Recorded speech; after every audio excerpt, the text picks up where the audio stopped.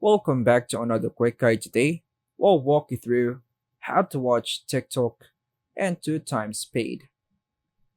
To watch TikTok in two times speed, we have one basic method for you. This method is by using the playback speed feature. Now, launch the TikTok app on your device and find the video you want to watch. Tap the share button, the arrow icon, on the right side of the screen, then scroll to find the playback speed option. Now, if the video supports playback controls, tap the playback speed option and the menu.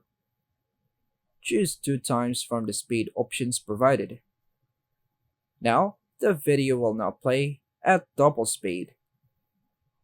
Take note, this feature is not available for all TikTok videos as it depends on the video settings and updates in your TikTok app version. And that's all for now, folks. Thanks for watching.